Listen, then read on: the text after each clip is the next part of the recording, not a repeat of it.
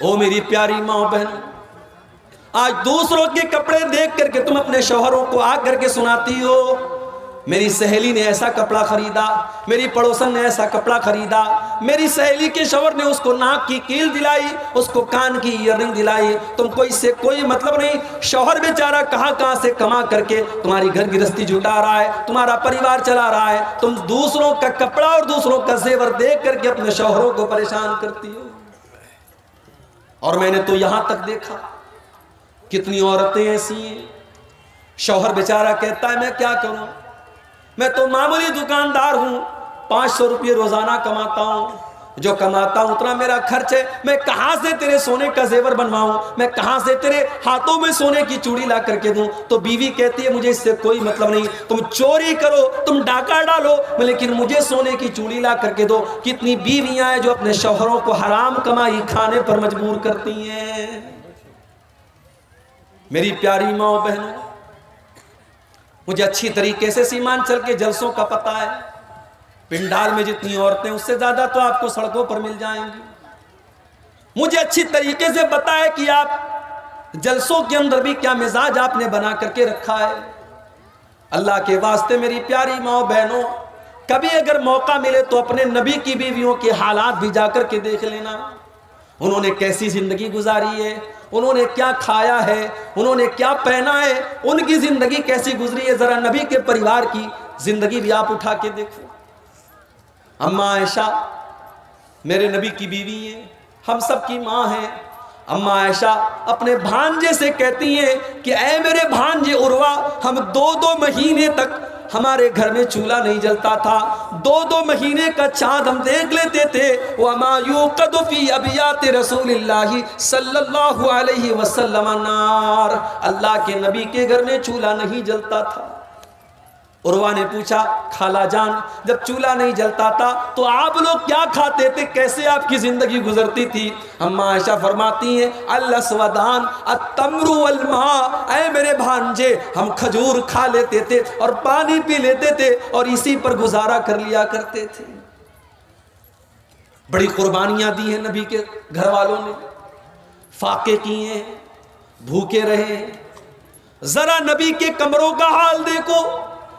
میں جب سیمانچل میں آج ایک مدرسے میں گیا، دیکھا کہ 300 بچیاں پڑھ رہی ہیں، مدرسہ چھوٹا سا ہے، ٹین کا شیڈ ہے، مٹی کا فرش ہے۔ میں نے دیکھا کہ آج کے دور میں جب لوگوں کے پاس اتنے شاندار مکان ہے، آج بھی بہار کے اور سیمانچل کے اندر ایسے مدرسے چل رہے ہیں، یہ کتنی بڑی بات ہے۔ مجھے اللہ کے نبی کے کمروں کی یاد آئی جس کا ذکر حدیث کی کتابوں میں کیا گیا۔ نبی کے کمرے کیسے تھے؟ حدیث میں آتا ہے مٹی کا فرش ہوتا تھا، کھجور کے پتوں کا اور کھجور کے درختوں کا پلر ہوتا تھا اور اس کا چھپر ہوتا تھا، ایک معمولی سا ٹاٹ کا پردہ لٹکا رہتا تھا، اور چھت کی ہائٹ اتنی کم تھی کہ اگر ہاتھ اٹھایا جائے تو ہاتھ چھت سے ٹچ کر جاتا تھا۔ یہ چھوٹے چھوٹے کمرے تھے، یہ پیارے نبی کا کمرہ ہوتا تھا۔ یہ کمرے چھوٹے تھے، اس میں کوئی ماربل نہیں تھا، اس میں کوئی لائٹنگ نہیں تھی، اس میں کوئی ڈیکوریشن نہیں تھا، اس میں کوئی دنیا کے اعتبار سے کوئی خوبصورتی نہیں تھی، مگر اس کمرے کی یہ خاصیت تھی، یہاں پہ قرآن کی آیتیں نازل ہوا کرتی تھی، یہاں جبریل امین آیا کرتے تھے، یہاں اللہ کا فرشتہ آیا کرتا تھا، یہاں اللہ کے پیارے نبی سویا کرتے تھے۔ جب عبد الملک بن مروان کا دور آیا اور مسجد نبوی کو جب اور لمبا چوڑا کیا جانے لگا، جب اس کے وستار کی یوجنا بنائی گئی تو یہ طے کیا گیا کہ اللہ کے نبی کے کمروں کو توڑ دیا جائے۔ اس زمانے میں حضرت سعید ابن مسیب زندہ تھے جو بہت بڑے تابعی تھے، انہوں نے کہا اے کاش میرے بس میں ہوتا تو میں منع کر دیتا کہ او لوگو اللہ کے نبی کے ان کمروں کو نہ توڑو، اللہ کے نبی کے ان کمروں کو ان کے حال پر رہنے دو، تاکہ آنے والی نسلیں دیکھے کہ جناب محمد رسول اللہ کی بیویوں نے کیسے کمروں میں زندگی گزاری ہے، تاکہ آنے والی نسلیں دیکھیں کہ ان کے نبی نے کیسی زندگی گزاری ہے۔ او میری پیاری ماں بہنوں، آج آپ کے اندر صبر نہیں ہے، آج آپ کے اندر قناعت نہیں ہے، آج شوہر کو حرام کمائی کھانے پر آپ مجبور کر رہی ہیں، آج دوسروں کا ناخن آج دیکھ کر کے گنجوں کو دیکھ کر کے کہا جاتا ہے کہ دوسروں کو ناخن نکل جاتا ہے. آج وہ حالات ہمارے ہو گئے.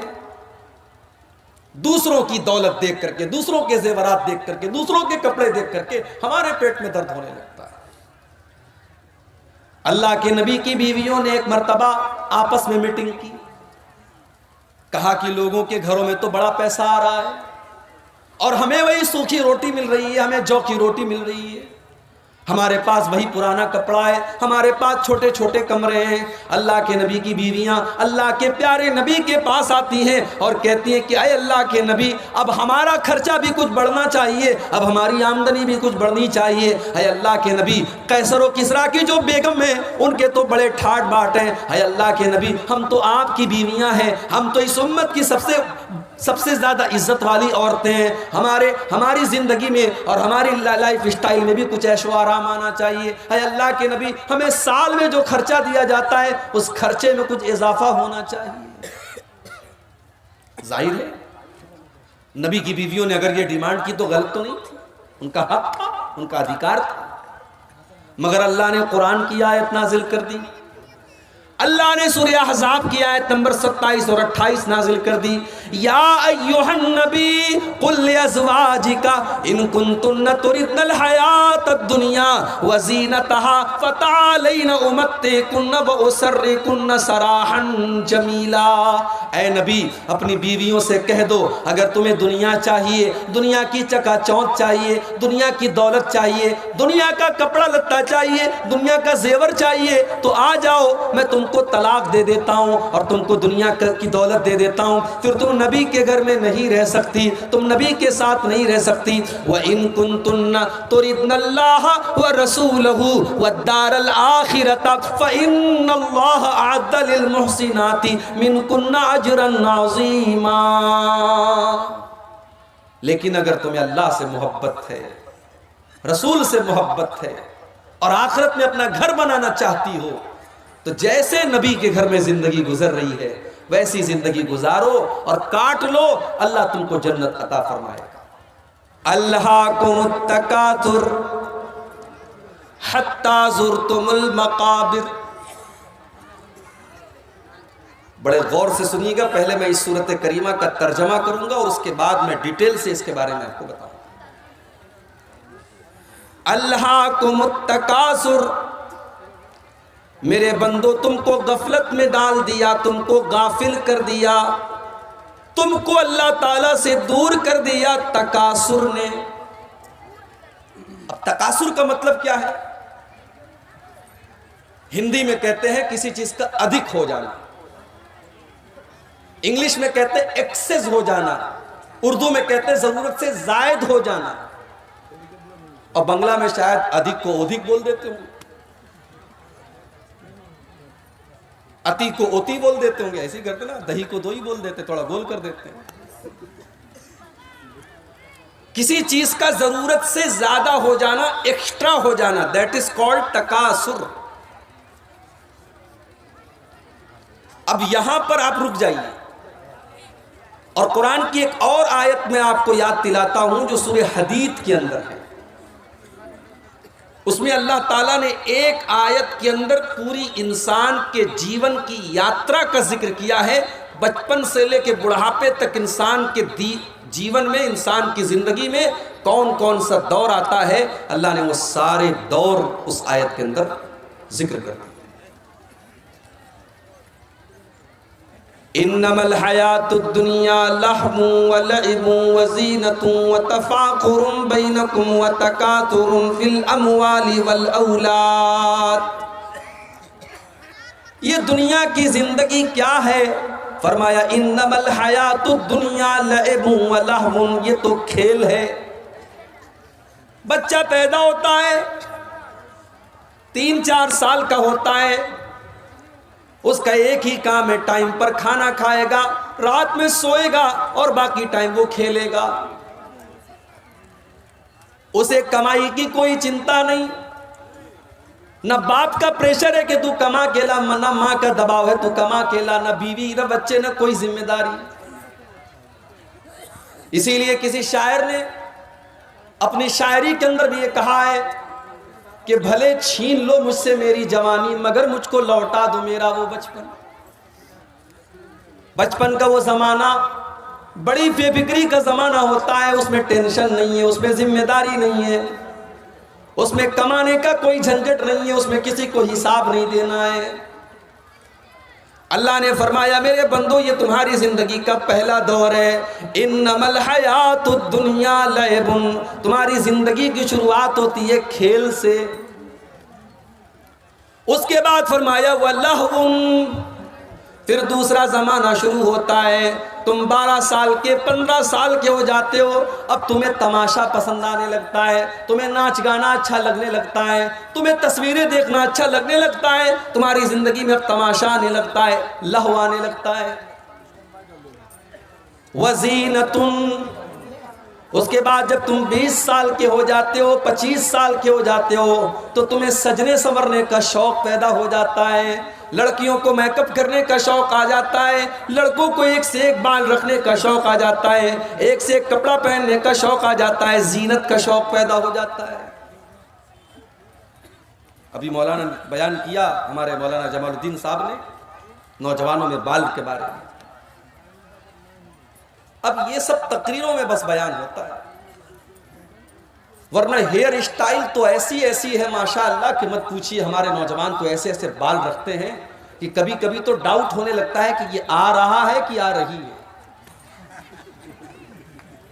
ایسے ایسے بال رکھے جا رہے ہیں. آج کل ایک نیا دور چلا ہے ہاتھوں میں ٹیٹو بنوانے کا، گردن پہ ٹیٹو بنوانے کا.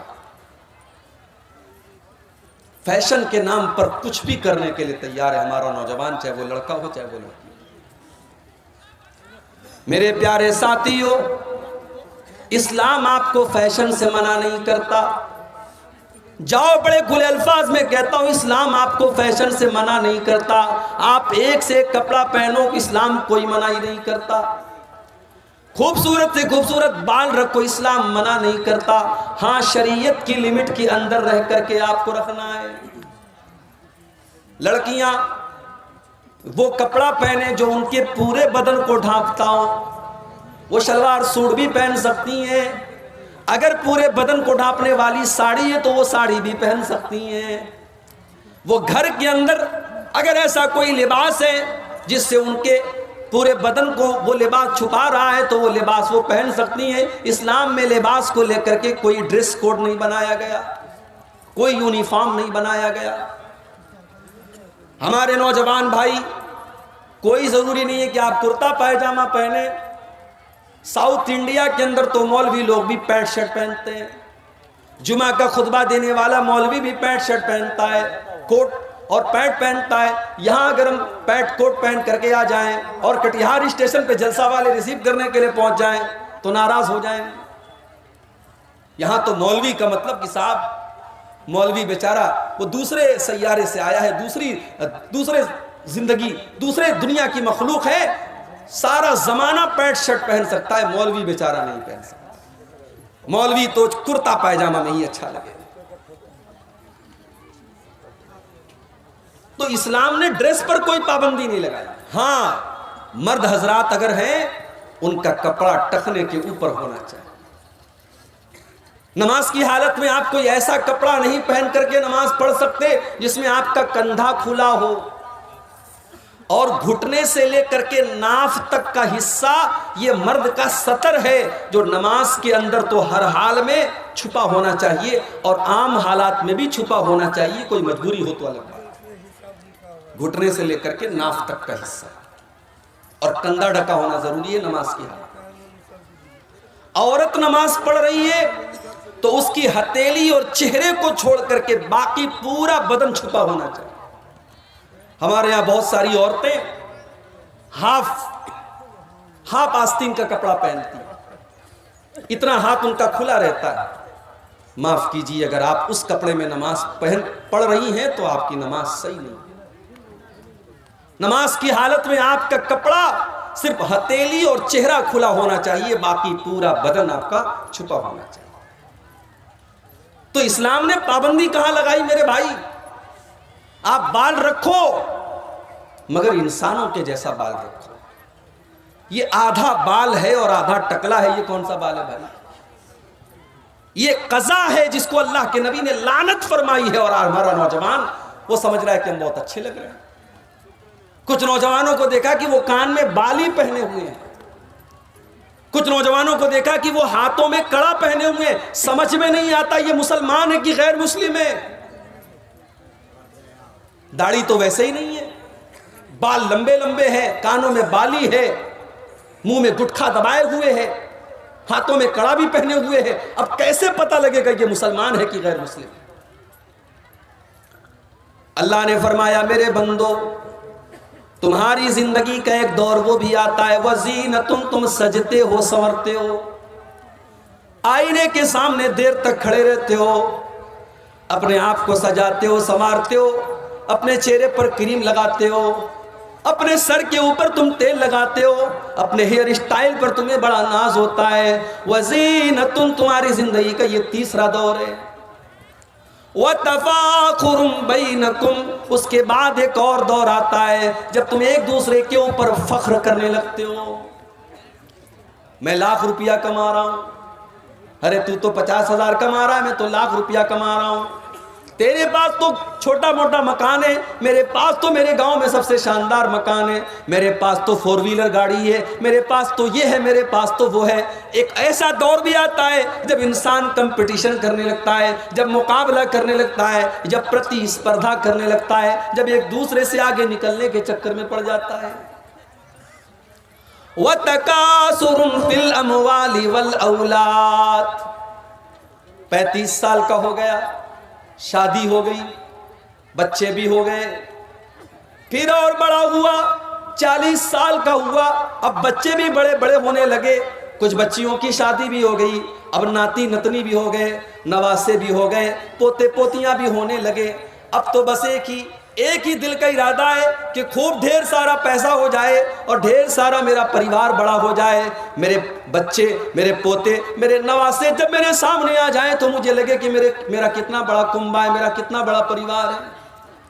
وَتَكَاثُرٌ فِي الْأَمْوَالِ وَالْأَوْلَادِ، میرے بندو جب تم بڑھاپے کو پہنچ جاتے ہو تو اب تمہاری زندگی کا بس ایک ہی مشن ہے کہ ڈھیر سارا مال ہو جائے اور ڈھیر سارے بچے اور اعلی اولاد ہو جائیں۔ كَمَثَلِ غَيْثٍ أَعْجَبَ الْكُفَّارَ نَبَاتُهُ ثُمَّ يَهِيجُ فَتَرَاهُ مُصْفَرًّا ثُمَّ يَكُونُ حُطَامًا، میرے بندو جب آسمان سے بارش ہوتی ہے تو زمین سے جو پیداوار نکلتی ہے وہ پہلے ہری بھری ہوتی ہے، وہ پہلے ہری بھری ہوتی ہے، پھر وہ پیلی ہونے لگتی ہے، پھر وہ پکنے لگتی ہے، اور پھر ایک ٹائم ایسا آتا ہے جب کھیت کو کاٹ دیا جاتا ہے، دھان کے کھیتوں کو کاٹ دیا گیا، پورا میدان صفا چٹ ہو گیا۔ میرے بندو ایک دن تمہاری زندگی کی فصل بھی کٹ جائے گی، ایک دن تمہاری جوانی ڈھل جائے گی، ایک دن تمہاری خوبصورتی ختم ہو جائے گی، تمہارا پیسہ ختم ہو جائے گا، تمہاری دولت ختم ہو جائے گی، تمہارے بدن کی طاقت ختم ہو جائے گی، تم کٹی ہوئی فصل کی طرح ہو جاؤ گے۔ اب آ جائیے آپ واپس قرآن کے 30ویں پارے۔ الہاکم التکاثر، میرے بندو تم کو غافل کر دیا ہے کثرت کی چاہت نے، زیادہ مال کمانے کے چکر میں، زیادہ پیسہ کمانے کے چکر میں، زیادہ طاقت کے نشے نے، زیادہ حکومت کے نشے نے تم کو اللہ سے غافل کر دیا ہے۔ او پیسہ کمانے والو، پیسہ تو قارون کے پاس بھی بہت تھا، اتنا پیسہ تھا قارون کے پاس، قرآن کہتا ہے وَآتَيْنَاهُ مِنَ الْكُنُوزِ مَا إِنَّ مَفَاتِحَهُ لَتَنُوءُ بِالْعُصْبَةِ، اتنا خزانہ تھا قارون کے پاس، اس کے خزانوں کی چابیوں کو بڑے بڑے پہلوان بڑی مشکل سے اٹھاتے تھے۔ قارون جب کپڑا پہن کر کے نکلتا تھا، جب سج سمر کر کے نکلتا تھا تو قارون کی قوم کے لوگ کہتے تھے یا لیت لنا مثل ما اوتی یا قارون، کاش ہمارے پاس بھی اتنی دھن دولت ہوتی، ہمارے پاس بھی اتنا پیسہ ہوتا جو قارون کے پاس ہے، ہمارے پاس بھی قارون کے جیسا کپڑا ہوتا، ہمارے پاس بھی قارون کے جیسی دولت ہوتی۔